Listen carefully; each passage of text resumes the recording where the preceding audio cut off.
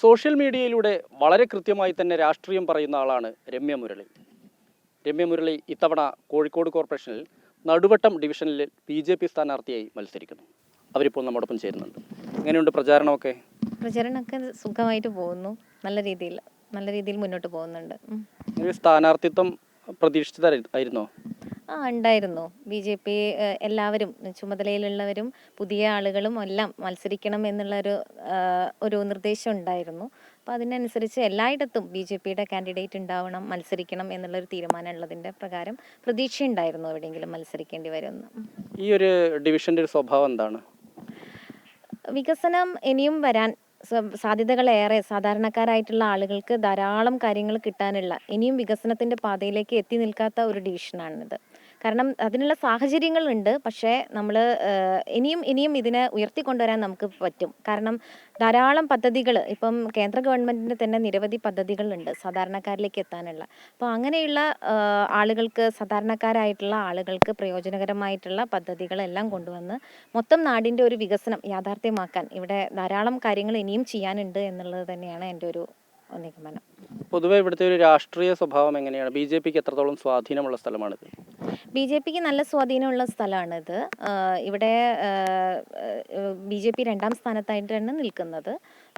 പക്ഷേ ആളുകളെല്ലാവരും ഇപ്പം 5 വർഷത്തിനകം ഇനിയും ധാരാളം മാറ്റങ്ങൾ ഉണ്ടായിട്ടുണ്ട്. കാരണം ഇപ്പം ഈ ഒരു സാഹചര്യത്തിൽ ഇപ്പം നമുക്കറിയാലോ, രാഷ്ട്രീയ സാഹചര്യങ്ങൾ മാറുന്നതിനനുസരിച്ച് ആളുകൾക്കിടയിൽ നല്ലൊരു അവർ മാറ്റം ആഗ്രഹിക്കുന്നവരാണ് എന്നുള്ളതാണ് മനസ്സിലാക്കാൻ വേണ്ടി സാധിച്ചത്. ഇപ്പം നമ്മൾ ഈ സമ്പർക്കത്തിന് ഇറങ്ങുന്ന സമയത്ത് തന്നെ ആളുകളിൽ അത് ഒരു പോസിറ്റീവായിട്ട് നമ്മളോടുള്ള ഒരു ആറ്റിറ്റ്യൂഡ് നമുക്ക് മനസ്സിലാക്കാൻ വേണ്ടി സാധിക്കുന്നുണ്ട്.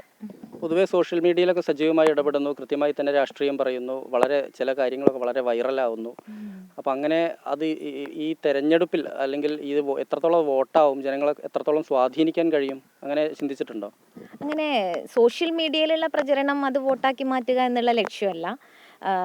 സാധാരണ നരേന്ദ്രമോദി സർക്കാർ വന്നതിന് ശേഷം ചെയ്തിട്ടുള്ള കാര്യങ്ങളെ പറ്റിയിട്ടും യാഥാർത്ഥ്യം എന്താണ്, രാഷ്ട്രീയത്തിൽ ഇപ്പോൾ നടന്നുകൊണ്ടിരിക്കുന്ന യഥാർത്ഥ രാഷ്ട്രീയ സാഹചര്യങ്ങളെ പറ്റിയിട്ടുമാണ് ജനങ്ങളിലേക്ക് എത്തിക്കാൻ വേണ്ടി ശ്രമിക്കുന്നത്.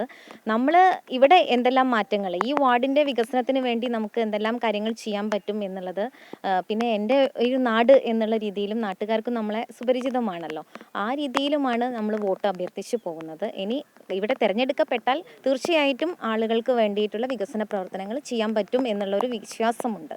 ഈ സമരമുഖത്തൊക്കെ പരിചിതയായ ഒരാളാണ്, ധാരാളം സമര പരിപാടികളുണ്ട്, മഹിളാ മോർച്ചയുടെ ഭാഗമാണ്. അതൊക്കെ എത്രത്തോളം ആളുകൾക്കിടയിൽ കൂടുതൽ ഒരു ബന്ധമുണ്ടാക്കിയെടുക്കാനും അതുപോലെ തന്നെ സ്വാധീനം ഉണ്ടാക്കിയെടുക്കാനും കഴിഞ്ഞിട്ടുണ്ട്? അതെ, ഉണ്ട്. കുറേ വർഷങ്ങളായിട്ട് മഹിളാ മോർച്ചയുടെ ചുമതലയിലുണ്ടായിരുന്നു. ഇപ്പോൾ കഴിഞ്ഞ ചുമതല മാറ്റം വന്ന സമയത്താണ് BJPയുടെ ജില്ലാ ജനറൽ സെക്രട്ടറി ആയിട്ട് പ്രഖ്യാപിക്കുന്നത്. പല സമരപരിപാടികളിലും നമുക്ക് ഓരോ വിഷയങ്ങൾ വരുമ്പോൾ പ്രതികരിക്കേണ്ടതായിട്ടുള്ള പല വിഷയങ്ങളിലും ഇടപെടേണ്ടതായിട്ടുള്ള പല കാര്യങ്ങളിലും ആളുകൾക്ക് വേണ്ടിയിട്ട് നമുക്ക് പ്രവർത്തിക്കാനും അവർക്ക് വേണ്ടിയിട്ട് ഓരോ കാര്യങ്ങൾ ചെയ്യാനും വേണ്ടി സാധിച്ചിട്ടുണ്ട്.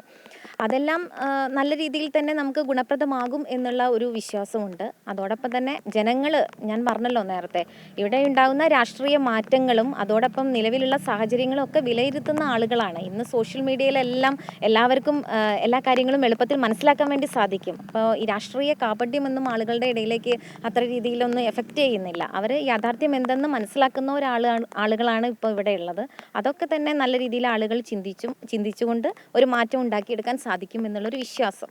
ഈ അടിസ്ഥാന സൗകര്യങ്ങൾ, ജനങ്ങളുടെ അടിസ്ഥാന സൗകര്യങ്ങളും വികസനവും ഊന്നി പറഞ്ഞുകൊണ്ടുള്ള ഒരു പ്രചാരണമാണ് നടത്തുന്നത്, അതോ കേന്ദ്ര സർക്കാരിൻ്റെ പദ്ധതികൾ അത് ജനങ്ങളിലേക്ക് എത്രത്തോളം എത്തുന്നു എന്നുള്ള കാര്യം പറഞ്ഞുകൊണ്ടാണ്? ഈ രണ്ട് കാര്യങ്ങളും പറഞ്ഞുകൊണ്ടാണ് എങ്ങനെയാണ് പ്രചാരണം രംഗത്ത് ഉള്ളത്? രണ്ട് കാര്യങ്ങളും പറയുന്നുണ്ട്. കാരണം കേന്ദ്ര സർക്കാരിൻ്റെ പദ്ധതികളുടെ ഭാഗമാകാത്ത ആളുകൾ ഇപ്പോൾ കുറവാണ്. ഓരോ വീടുകൾ നമ്മൾ എടുക്കുന്ന സമയത്തും അവിടെ ചിലപ്പോൾ സർക്കാരിൻ്റെ സൗജന്യ ഗ്യാസ് കണക്ഷൻ കിട്ടിയിട്ടുള്ളവരായിരിക്കും, കിസാൻ സമ്മാൻ നിധിയുടെ പൈസ വാങ്ങുന്നവരായിരിക്കും, ആയുഷ്മാൻ ആരോഗ്യ പദ്ധതിയുടെ ഭാഗമായിട്ട് അവർക്ക് ഇൻഷുറൻസ് പരിരക്ഷ ലഭിക്കുന്നവരായിരിക്കും. ഇങ്ങനെ എടുത്തു നോക്കുമ്പോൾ ഓരോ ആളുകളും മുദ്രാ യോജന പ്രകാരം ഇപ്പം ഫണ്ട് അത് കിട്ടിയിട്ട് വാഹനം ഓടിക്കുന്ന ധാരാളം ആളുകളുണ്ട്, ഓട്ടോ ഓടിക്കുന്നവരൊക്കെ ഉണ്ട്. അപ്പോൾ ഇതൊക്കെ സാധാരണക്കാർക്ക് വേണ്ടിയിട്ട് അവർക്ക് ഉപയോഗപ്രദമായ അവരുടെ ജീവിതത്തിൻ്റെ ഭാഗമായിട്ട് കഴിഞ്ഞിട്ടുള്ള കാര്യങ്ങളാണ്. അപ്പോൾ ഇതെല്ലാം കേന്ദ്ര സർക്കാരിൻ്റെ പദ്ധതികളാണ് എന്നുള്ളത് വരുന്ന സമയത്ത് അത് നമുക്ക് അഭിമാനത്തോടു കൂടി അവരോട് പറയാൻ പറ്റുന്നതല്ലേ. അപ്പോൾ ഈ ഒരു തരത്തിലുള്ള മാറ്റം നമ്മുടെ കേരളത്തിനും വേണം എന്നുള്ള രീതിയിലാണ് ഇലക്ഷൻ ക്യാമ്പയിൻ നമ്മൾ മുന്നോട്ട് കൊണ്ടുപോകുന്നത്.